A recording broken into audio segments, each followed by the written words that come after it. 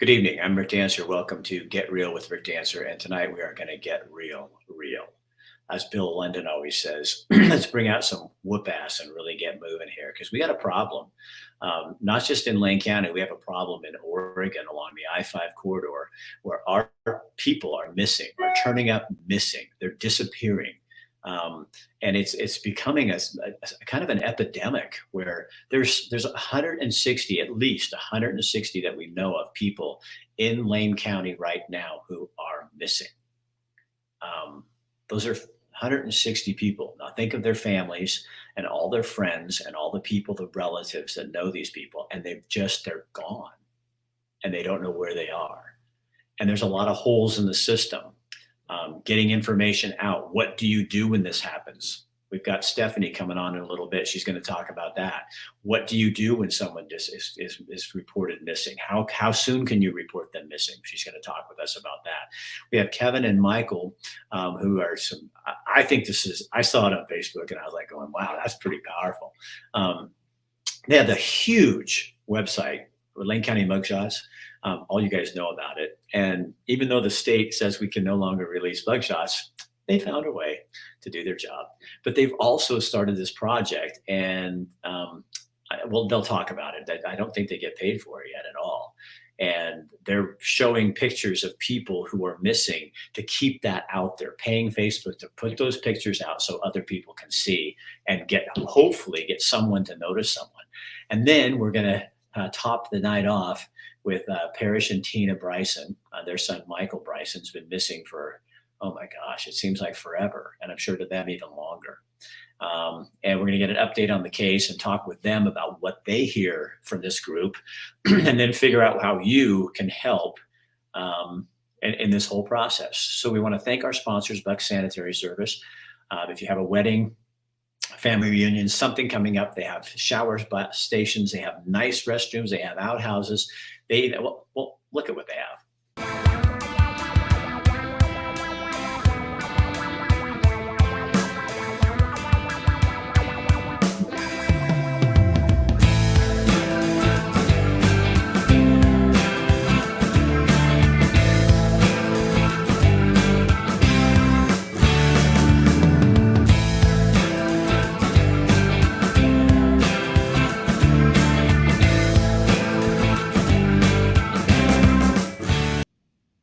And Chris Dental Family Dentistry, where everyone is welcome, vaccinated or not. He feels like your dental care is the most important thing. He wants to make sure your oral health is taken care of.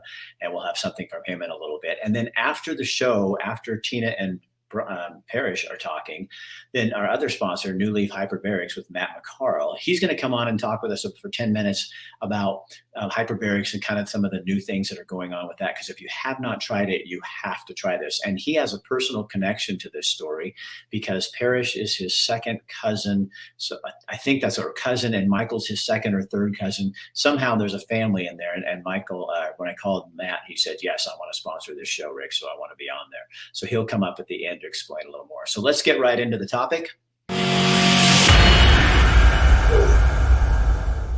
That's how it goes. And we bring in Kevin and Michael. And hold on, you guys. I got to tell you here already, we got a compliment and a comment. Love Mugshots Uncensored. You have a love audience out there.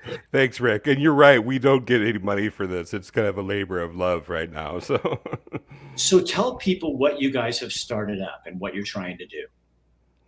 You care if I take this mic? Go ahead and Go jump ahead. in. Yeah.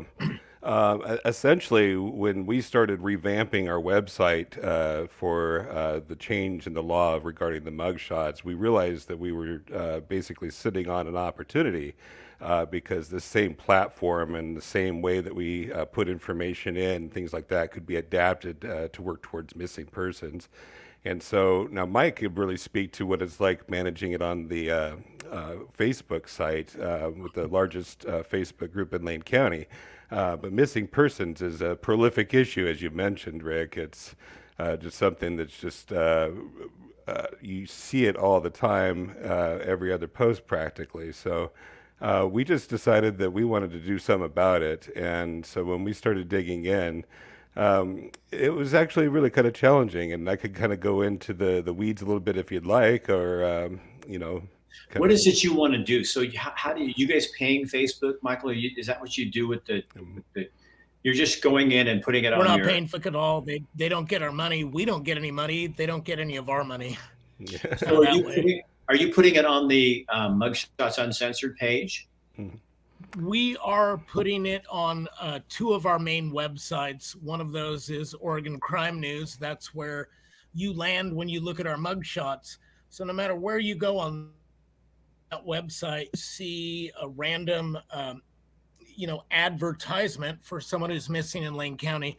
Same for our website, lanecountymugshots.com. Is once you're on a page, you're looking at, let's say, a police call. At the bottom of that call, there's going to be, we call it an advertisement, but whatever, there's going to be a picture of somebody missing and some of their information and how long they've been gone, and a picture if we have one. So were you guys surprised when you started looking into this and realizing how, I mean, you had to be getting phone calls and emails and comments about how many people are missing. I mean, every time I have Parrish and Tina on, or someone else, I get a flood of people. My son's been missing for 3 years. My kid's been missing for 2. I had 5 today just from putting an ad out telling people we were going to be doing this. Were you shocked? No, every single. Whoops, sorry, Kevin. Nearly every day, at the very least, once a week, somebody is submitting a person to our group. Our large Lane County Mugshots Uncensored group. At least once a week. Literally, it nearly comes out to being once a day. And they're like, look out for so and so. They're missing. We haven't seen them. And we noticed that quite a bit. So in the beginning, we decided, well, we'll scrape the Oregon State Police. They have a list. We'll scrape it. We'll put it on our site. It'll be easy for people to see. And immediately people were like, well, where's the pictures? And we're like, there are no pictures. OSP doesn't give us pictures. You get their name, their, very little information, and that's it. So we started trying to do more because these people need exposure. I mean, how are we supposed to find anybody if we don't know what they look like, exactly where they were missing? I don't know. There's just so much missing information that Oregon State Police doesn't put up, and we understand why. We're not belittling them, but I mean, this is I don't know. It's just not as well covered by law enforcement as we would like to see it happen. So we're trying to even the playing field. And in the media, what usually happens, I think that, you see Fauna or Michael's case, it comes up. And if the family doesn't hammer and hammer like the Brysons have, they've been on this like stink on poop, just beating it into it to get that out there. Everybody kind of, well, what's the news story? The news cycle's over. Now it's time for a new story. And the pain continues for these people not knowing where their relatives are. Thanks for bringing that up, Rick. Yeah, I have to jump in and just say on that point specifically, if you really think about it, the general cycle for a missing person is they get posted and they're out there and maybe a few weeks, a month at the most, and then they're faded off and you never hear about them again most of the time. Now, it's serendipitous, I think, that the Bryson's folks are on today because they're the ones that have really pushed and made their case the most well known, but most folks don't have the resources to do that, So I think that's where we hope that we can help out, is that for the families that don't have the ongoing resources to keep putting their missing loved one out in front of people, maybe we can help. So how do people do that? Give me the process, and then you guys can go back on here in the comment section and put information in there and tell people how, put your website and information in. But how do people get that if they have someone missing? How do they get in touch with you? I would say first thing is that to file an official report is the best thing to do, basically because once you get on the Oregon State Police list, we pull that list every 2 hours and sync with it. So, but if you notice, sometimes things are a little bit slow, and when somebody is reported missing, let's say on a Thursday in Lane County, and let's say they're reported to EPD, and then EPD goes and puts it in their system, and then by the time it gets to Oregon State Police, that might be the weekend, or somebody might have gone home early on Friday, and so that missing person that's been missing since Thursday might not show up until Monday or Tuesday on the OSP list. So what we've done is we've added right on our site, lcbugs.com/missing. There's a link so that you can report to us too, and that way we can get that info out there sooner than a lot of the law enforcement agencies typically would. And you can throw that on the page for me when this is done. Sure. So, Michael, real quick, kind of a little teeny bit off topic, but you have the largest site in Lane County with Mugshots Uncensored. It's a great idea. But are you shocked at how well that's taken off? People, we love to see criminals, I guess. It's a great idea. But are you surprised at the popularity of it? I am, in a way. We started doing this years ago, and back when I initially created Lane County Mugshots Uncensored, that group, I really felt like, I'd be pretty stoked and pretty excited if I had, 3,000-4,000 people on there. I was going to be like, that would just be amazing. And now we're at, 71,000 people. And it brings up quite a bit of in a way, responsibility for us. That is in part why we're doing Missing. We have a platform. We need to use this for things that we're passionate about. And we've done mugshots. And what we would like to do with Missing People is make them as popular and as well-known and as easy to cite as we've done with mugshots. Right. And like Kevin even said, all that technology that we developed for scraping and showing, we kind of call them miles, but each arrested person, we're using all that technology to do the Missing People. They get their own page, as it were, their own profile. Mm-hmm. And we have this platform, like you mentioned. 71,000 people. Oh my goodness! I literally never thought in my wildest dreams we would have 7,000 people. If we had when I first did it, if somebody said you're going to have 7,000 people, I'd have been like, "Are you kidding me? How do I manage all that?" I'm going to jump in real quick because there's a lot of stuff that isn't even out there that the public isn't even aware of, because we've been developing it behind the scenes. But we have the ability to sign up for alerts and notifications and things like that. So you can, if you want to know if a certain inmate has been arrested or released from jail, or if you want to know if a car accident has happened in your part of town, we have that too. So we want to leverage even that technology. So like if a missing person pops up onto the list, given certain criteria, maybe somebody will get a text alert or whatever it is, some kind of a notification. And then the other things too is that when you go and you see an ad or you see something on a website and you click on it, a lot of times you click on something on Facebook, it just gets bigger, and now I'm just looking at the same thing, only it's bigger. What we want to do is we want to steer people towards the website. So you see this missing person, click on that thing. Now I'm looking at more detailed information on a website. Now I can sign up for an alert, or maybe I have some case information that might be relevant or something like that. So the idea is to even extend all of this and get more interaction happening between people. So, well, I commend you on what you're doing and congratulate you on the success of your other projects. And I really love the fact that you're doing this, because I think it shows that you really do care about the community, both of you. We appreciate it. So, and I know the Brysons do, and others like them. So thanks for being with us tonight, you guys. We have to give credit also to Jody Hawkins-Meyer, our volunteer who's been helping us with getting photos in there. We told her that we would mention her because she's been such a great help. So volunteers are awesome. Thank you. All right. Thanks, you guys. All right. So one of our other sponsors, Dr. Michael Bryson. Rick Dancer here. Before the fall rush sets in, now is the time to get in to see the dentist. Oregon's best dentist, and still my dentist, is Dr. Michael Bryson at Chris Dental in Eugene. Dr. Bratland and his staff are second to none. You have a tooth you need crowned? Give them a call and they'll get you in ASAP. Remember, at Chris Dental, everyone is welcome, vaccinated or not. Okay, and now our next guest, Stephanie DeWolf. Stephanie, how are you? I'm good. How are you? Good. So Stephanie saw the little promo I put out there talking about the show tonight and the Brysons and what Michael and Kevin are doing.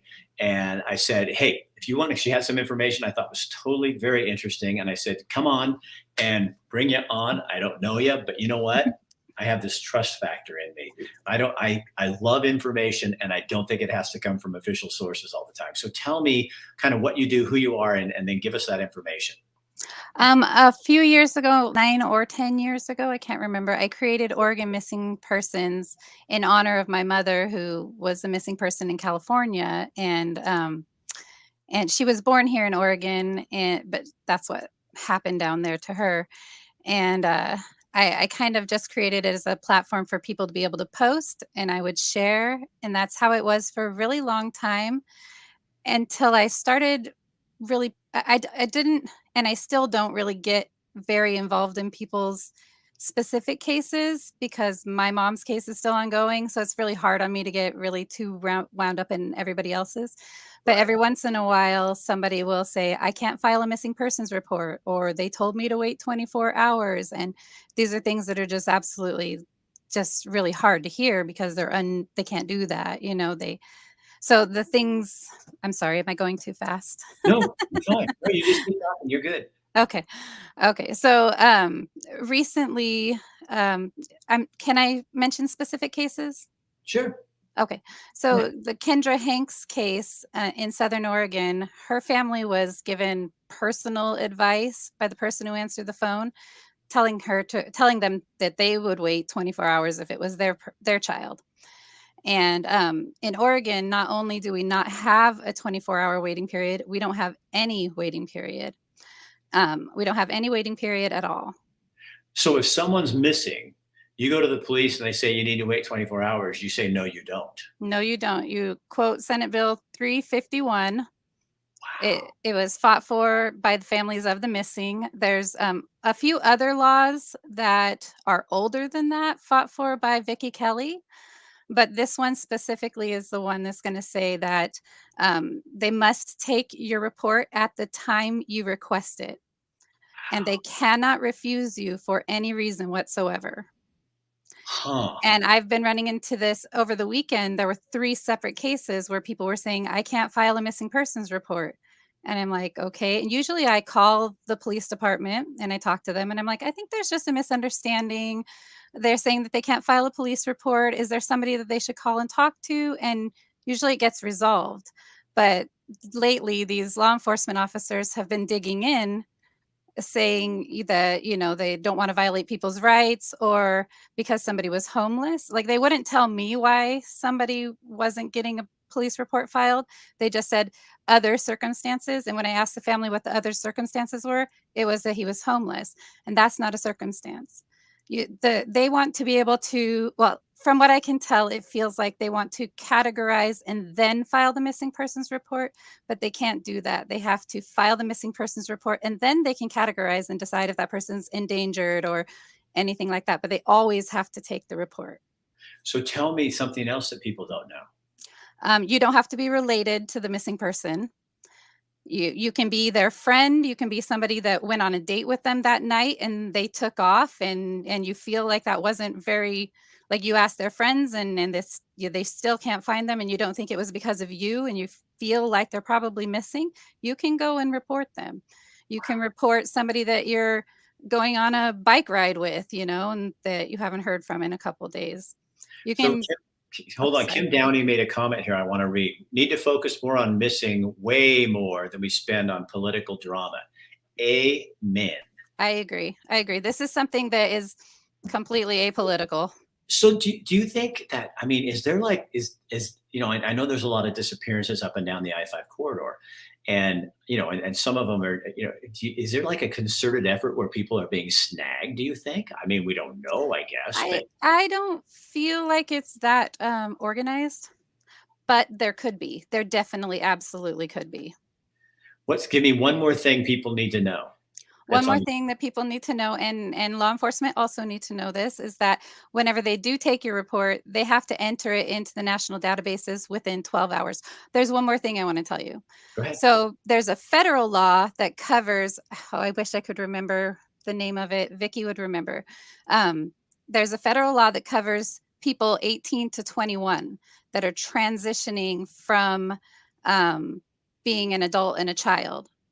So that age group is federally covered. So whenever they get sent in as a missing person, that they have to get entered just like a child would be in the national, database for children.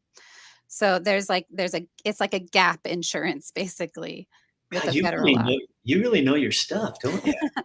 Yeah. Well, I've had I was to, sitting here, honestly, Stephanie, and I don't think you're, crazy or anything. I was sitting here going, okay, Rick, in the news business days, they would have been going, you can't have her on because you don't know what you did. And what I love about my life right now is it's like, I just use this little intuition I have where you're talking to me and you're giving information to people that they don't have. yeah, it's And not that just would them, it's never- also law enforcement. It will save both people from having issues. So give me one more.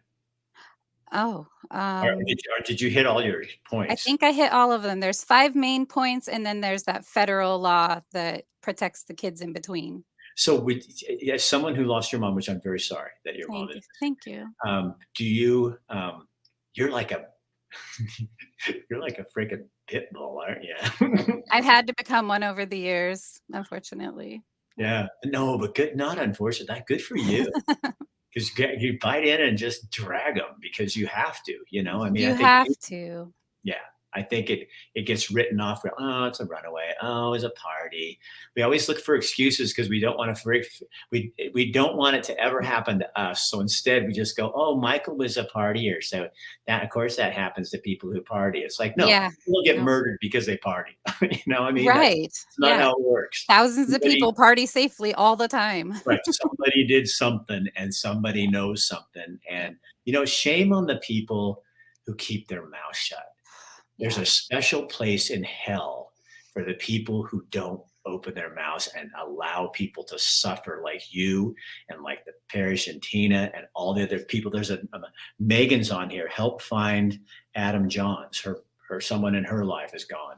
And if you're somebody out there and you're keeping a secret, ooh, shame, it's really gross. Shame on you. This is a bad thing. Stephanie, thank you for paying attention. Thank you for being a bulldog. And I mean that in a complimentary fashion. I feel that. I would be willing to tell you that I think your mom would be very happy with you. Thank you. I think she would. She'd be very happy. Appreciate you saying that. Thank you for being here. Ha ha. Now that is the power of social media. This is what it was meant for. People like Michael and Kevin and what they're doing and what Stephanie's doing and not all this little wah, and all that stuff. This is about the power of the people. We, the people, have the power to change this shit. We just have to get involved and get off our dead ass and do something about it. Because when we sit around and just go, oh, poor Tina and Parrish, that's so sad. And then we go on about our life. Guess what? It doesn't go away for Tina and Parrish. So they don't get to walk away from the scene and go, oh, that was such an interesting interview Rick Dancer did. No, if that's how you walk away from this with, you didn't get it. You have to do something. You have to be a part of something. You can't just feeling sorry doesn't mean shit. I mean, I'm glad that it made you feel better, but it doesn't do anything for anybody else. And it sure as hell doesn't find Stephanie's mom or Tina and Parrish's son. So anyway, no, I won't get off my soapbox. And you know what? Let me just show you something. I do have a soapbox.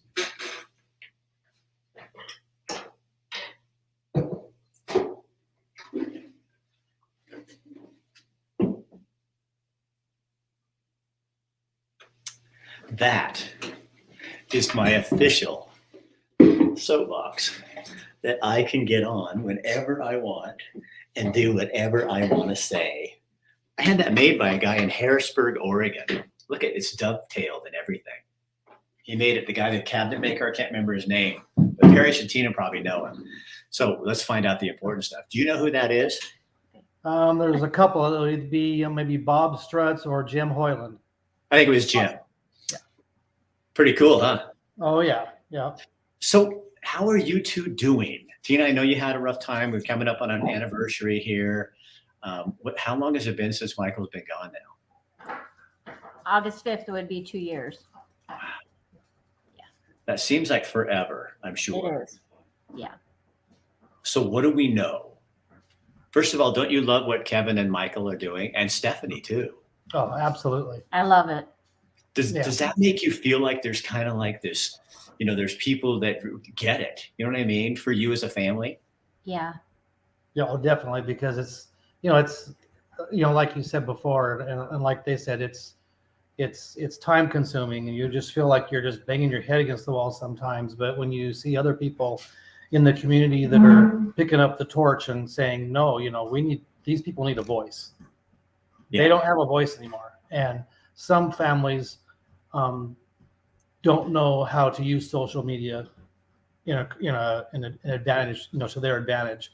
And so when you have other places like, Lane County Mugshots and even, Michael's page, being able to spread news quickly, and not just in Lane County, but all over the world. It's nice to have those platforms. I was wearing this T-shirt the other day on a show, and it was completely obviously unrelated. I just had it on, and it was somebody from back east, and they said, "That's a Michael Bryson T-shirt." And I don't remember how they knew or anything, but I was just kind of going. I looked at, oh yeah, it is Michael's T-shirt. But isn't that cool? That it's kind of spread out that far for you guys, Yeah, we get people that post every now and then on Michael's page. It's like I was driving down the highway the highway in Florida, and they take a picture of a car that has a sticker on it, representing Michael somehow, and they're like, we're representing out here in Florida. So, Stephanie was talking about. I saw you guys. I was looking at you, and you were kind of getting some mind blows when she's talking about that stuff, because that's the first thing you hear. What you can? I don't know what to ask. I know things that I'm not supposed to probably know. So I don't know what to ask you that I can't ask you. But where's the investigation at this point that you can talk about? I believe I shared with you that we have a new detective on the case. Mm-hmm. And so things are getting looked over again, as well as with his supervisor. So that's a good thing. We got like extra 4 set of eyes coming from Lane County Sheriff's Office. So that's a huge plus for us. And also, it's hard to believe sometimes that after 2 years that we are still getting tips, and we can't account for Lane County, just us personally. We are getting at least 3 to 4 tips a week still after 2 years. And the tips are really starting to mold into some good leads. So, Tina, I'm going to just say, I'm going to be positive. So we find this person responsible. What do you say to him? Karma's a bitch. I still really believe that somebody knows something. People just don't disappear into thin air. There was so many people up there when Michael, not only at the party, but there was so many people camping around that area at that time. And it is so hard for me to believe that nobody saw a thing. When this is over, because I think one of the problems is, and I will not say this from anything you have told me, but this is my own personal opinion, is a lot of this, because Michael this is my Rick Dancer's opinion, not Parrish's and Tina's, unless they want to back it. Michael is on drugs. So it gets discounted sometimes by law enforcement, and I'm not picking on the sheriff's department, but I don't live there anymore, so it doesn't matter. They're not going to pull me over. But investigations need to take things quicker and more serious, and jump in, because it gets cold. And if and I know it's hard because they don't have a lot of evidence, but we need to be putting the screws to people that were at that party and saying, what do you know? And making it hard for them. We've almost become callous to the families and the victims and the survivors. And we've almost become this point where they have so many rights. Well, fuck you. You don't have any rights when you kill somebody. And if you're doing that, you don't have, your rights go out the door. We're going to ask you questions, hard questions, and we're going to push you. Because the only reason your son's story is still in the news or even doing anything is because you two figured out how to use social media. And you like Stephanie went after this like pit bulls. You have to fight. You have to fight for your missing loved one. You have to fight every day. See, and they shouldn't be like that. You have to, continue to keep his name out there and continue to keep his story out there. And it's not that we've done anything extraordinary to keep Michael's case out. We just keep pushing and pushing and pushing. We're not going to take no for an answer. Michael's not just a missing person, and this should have been moved to a homicide case at the very beginning. Right. But because we like culture, we discount things. Well, he's on drugs, so this is this. And maybe Stephanie or somebody else's family is homeless. And then, they were living on the street. So, obviously, so it's like, and I guess I can go as far. It's not like they deserve it because they were doing something that wasn't culturally, I don't even know what the word is. You know what I mean? You know what I'm saying?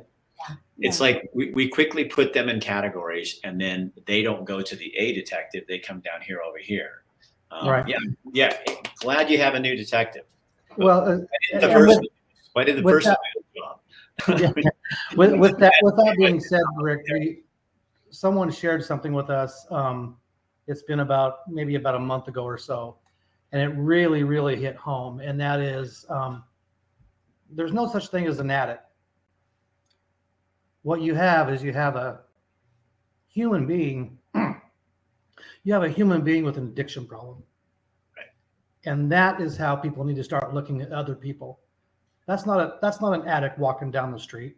No. That's not an addict that's sitting there doing something in the bar or wherever. That's a human with an addiction problem. And when we start bringing that warm and fuzzy, however you want to say it, back into realizing that that's a person, right? Then maybe they'll be seen in a different light. Parrish, I don't even think I'm not arguing with you. I don't think it's a warm and fuzzy. I think it's just pure humanity. Yes, if we're going to be a culture that believes in humanity and human beings, then why do we call people?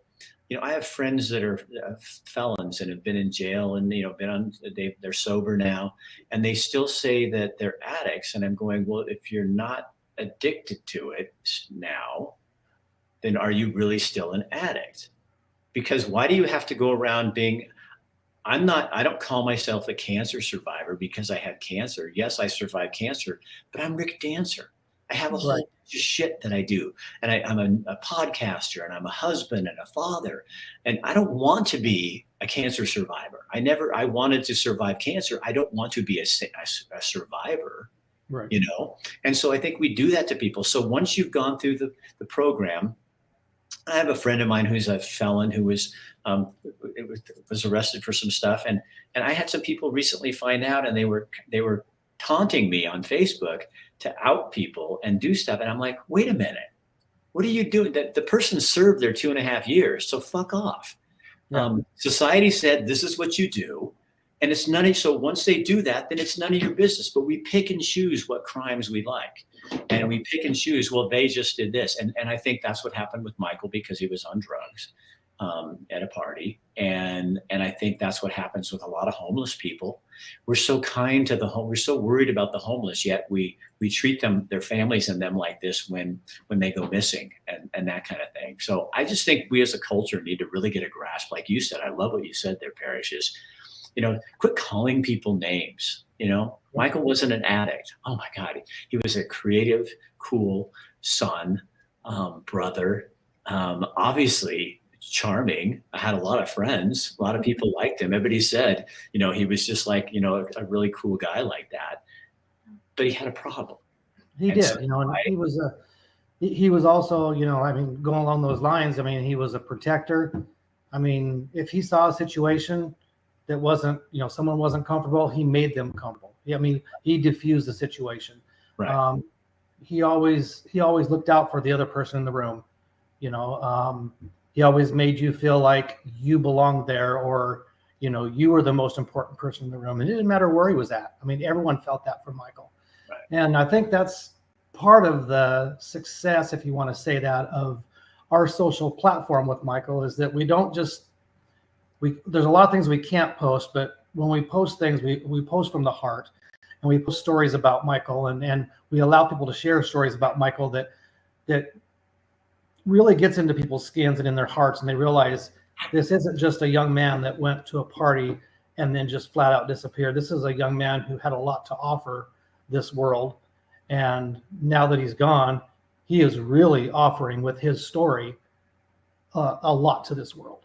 Well, the other difference between you two also is you went out and started interviewing people. You started finding out who was at the party and doing your own research, and that had to scare some of the law enforcement, going, "Oh God, we're going to have to get involved because these people are out here doing this." But you were doing it because this is your boy, and you're going to find out what happens, and that is what everybody needs to do, is really push hard like that, because and like Stephanie was saying, understand what your rights are and what the rights of your missing person loved one are, and then just push it to the nth degree, Yeah. And the other thing I want to say about Michael too is, yes, he was kind. Yes, he was the life of the room, all those other things. But the bottom line was, he's your boy. Yeah. He is your boy. And that's why you fight for him. Well, yeah. Because and he was supposed to come home. And nobody's supposed to let you guys have to go through this. Yeah. So I love who you are. I think he would, how kids are can be kind of assholes sometimes, and stuff. It's like, I bet he would never, well, maybe he would believe what you guys would do for him, but you might not know how much you'd actually do that. You know what I mean? How far you would go. Yeah, and that's a testament to the rest of us. What does the word love mean? It's that. Yeah. You're showing us. We are learning from you. I had a woman come up. Go ahead. Say it. Going back to what Stephanie had to say, a friend of ours that lives down in the Cottage Grove, Dorena area, one of their friends had been missing, and they went to file a police report, and they said, "Well, come back in a week because she doesn't fit the criteria of a missing person." I'm sorry, like Stephanie said, there is no criteria. If that person is gone and you know that person is out of their character, that's a missing person. And those kind of things, those are the things that need to be addressed on it. Like the 24-hour, you have to wait 24 hours. No, you don't.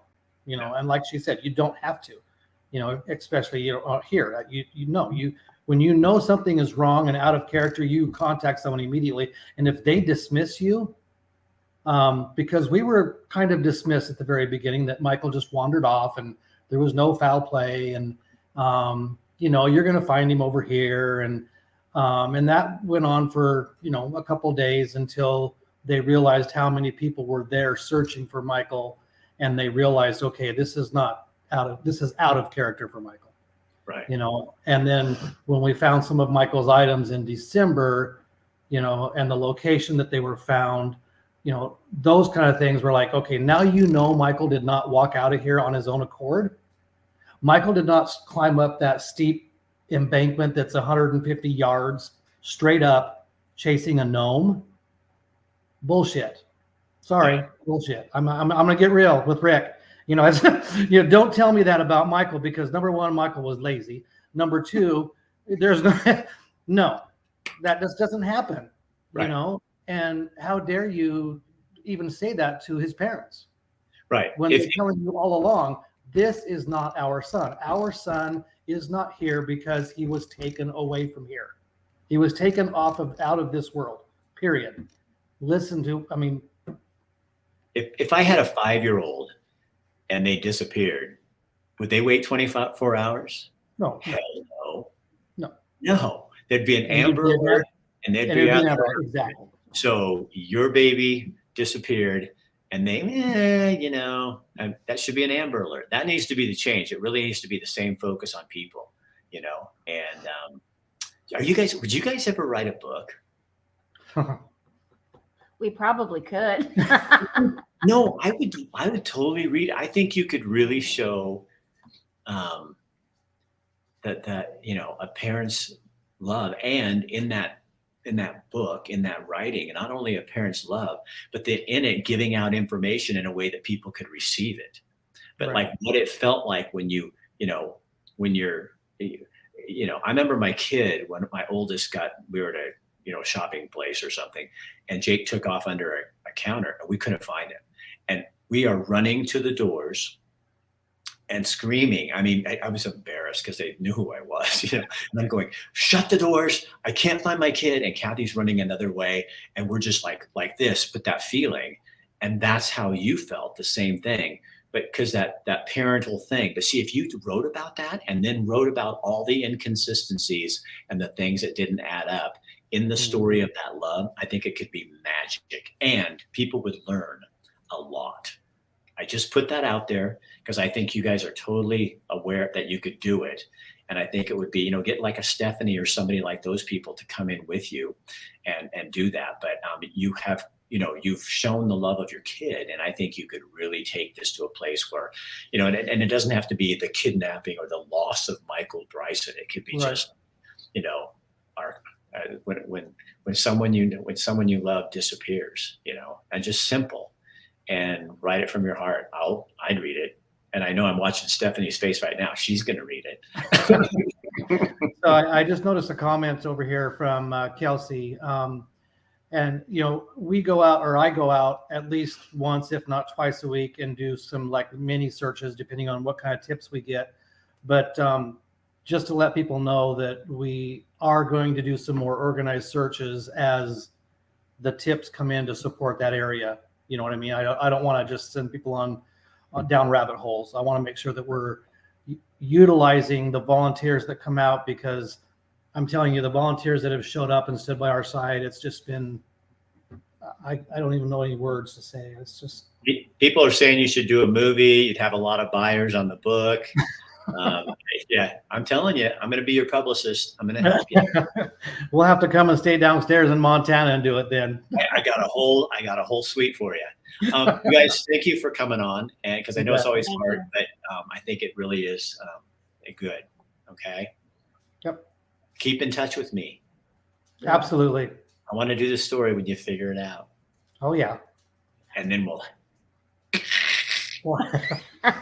have you on Facebook Live as we're bringing Michael home. I promise. That's great. I would love to see that in any form at all. Just bringing him home, however that happens, would be great.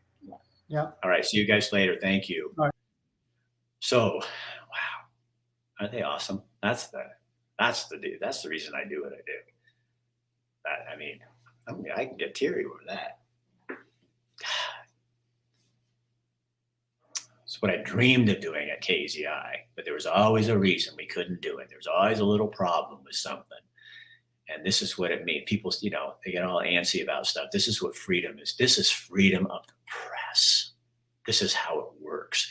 It's not censored. It's not people shutting you down. This is what it's supposed to be like, to just have conversations like this about stuff that people don't want you to talk about.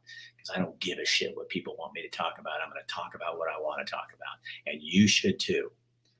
And here's somebody who sponsors our show. I'm going to leave us with this. Matt McCarl is a wonderful man, and he's related to Mr. Bryson.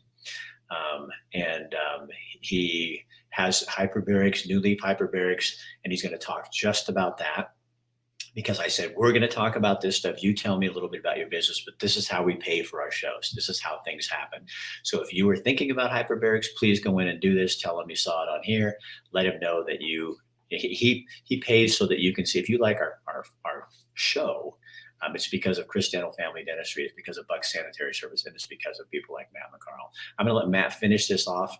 I have said far too much.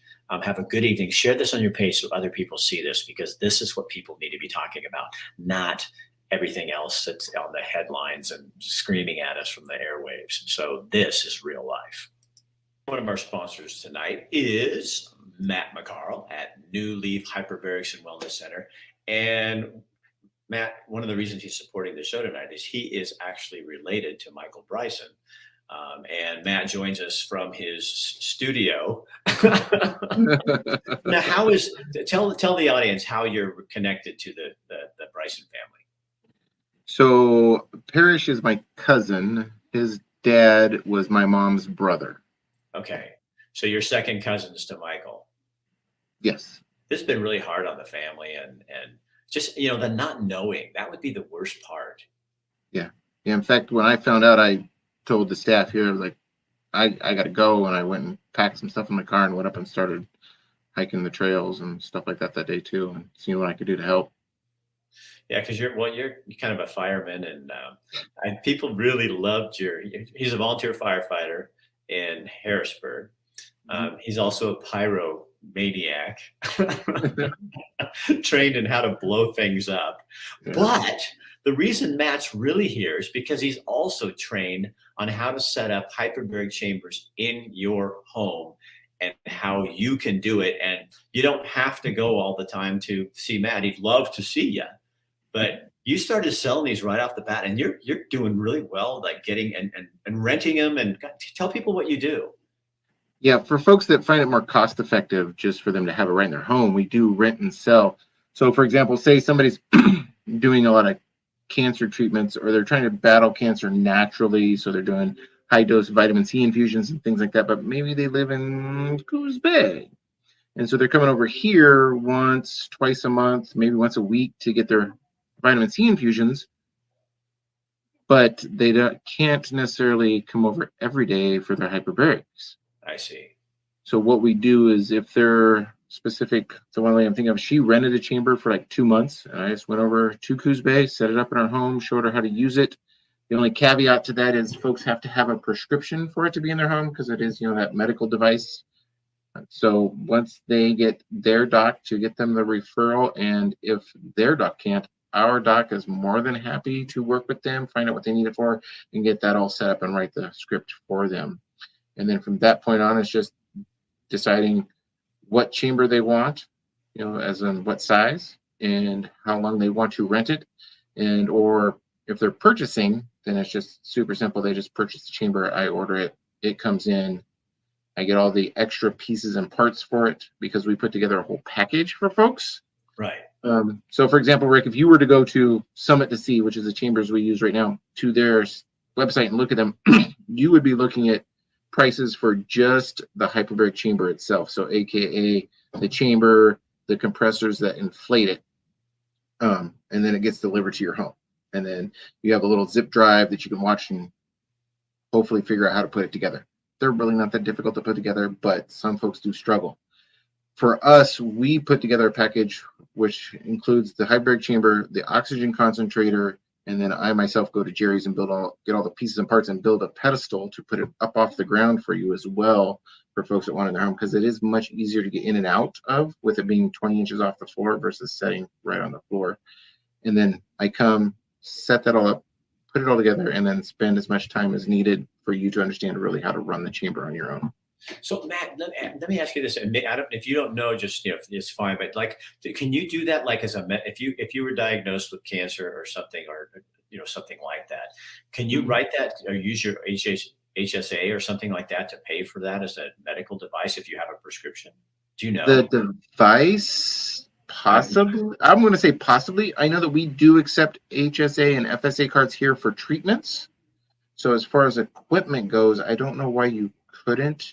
As far as, but would you have to have FSA? It's a little bit tricky with FSA versus the AHA stuff, because the HSA is more your money versus FSA, where it's kind of your money until the end of the year, and then they take it back. That's weird. That'd be worth somebody checking out, though, if you were diagnosed with something and hyperbarics were something you could get a prescription for from your doctor. Boy, that would be something that, because it's so sad that it's considered an alternative treatment. Right. I know I used to use my HSA card for massage, but that wasn't for that equipment. That was just for them to do the therapy. I think putting it in your house would be so great too, because when you're going through treatment, the last thing you feel like doing is going to another place for an appointment. I mean, you're probably appointment out, and so to have it right there in your home. How many times a day can you use them? Great question. You can do up to 2 hours twice a day with a 4-hour break in the middle. So Say you get up in the morning, it's 7 o'clock in your chamber from 8 to 10. Then you could get back in as early as 2 even. 10, 11, 12, yeah, 2 or even, yeah, I think my math is right there, or 1, and do another 2 hours. But most folks will do something early in the morning, like 8, and then maybe 6 or 8 o'clock again, and then just go to bed. That's what I would do. I think that'd be, well, you have one. Is That, that what yeah. When I'm really, well, I just had PRP injections in my thumb joints right here for repetitive motion syndrome. Too much phone use. Oh, is that Or gamer's thumb. Gamer's thumb. You know, from remember when we have Nintendos and we all got gamer's thumb from repetitive motion syndrome? So the first week and a half after my injections, I was doing 90 minutes in the morning and then 90 minutes at night. So I would get up get up my normal time, but instead of doing a workout, because I couldn't do a workout, I'd spend 90 minutes in my chamber, go to work, come home, eat dinner and everything, and then 7:30 get in my chamber and then crawl out and go to bed at 9. And you know, where you can't say this, you know, cures anything, but it does help people with all kinds of different, you know,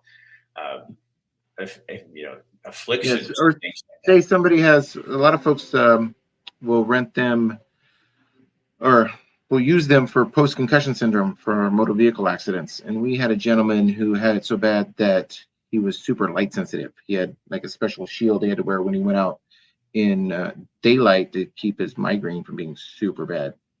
And he would come see us. We would turn the lights off in the office for him even, and he would feel much better after treatment. But even if you do it in the evening, even headlights from cars were bugging him. Wow. Driving home would make the headache worse again. So he ended up working with his insurance company to where they covered a couple months for him to rent one. And we went over and set it up in his house, and he had great results because he was able to treat more often in his home than what he could do coming to see us because of the issue with all the lights and everything. So tell people how they get a hold of you, and really they have to kind of, is it like an individual pricing? If you're renting or buying, is it depend on which model you're getting? So they really absolutely the different models depends on the price. One thing I will add with the renting, we rent them for up to 3 months, and then most folks either return them or purchase them. We don't really try to rent them longer than 3 months at a time. Because if somebody's, you know, depending on what they're treating, 3 months is usually the good point for getting things resolved to the point where you don't need to have your chamber, or you're like, yeah, I'm going to need that forever, so I might as well just purchase it. And part of the rental goes towards purchase as well. So it's that's nice. Kind of a rent-to-own program, but not really.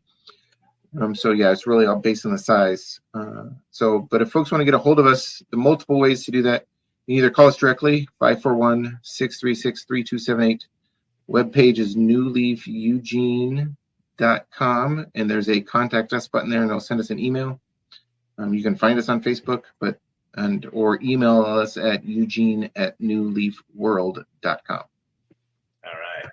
Matt McCarl, thank you for taking the time to be here. Thank you for caring about your family and the Brysons and all this horrible stuff they're going through. And we'll get back to that part of the show. Thanks, Matt. Yep. Have a good night, Rick. I'll see you later, man. All right. And that is good night from all of us here at Get Real with Rick Dancer. And again, get your t-shirt, because there is no finish line.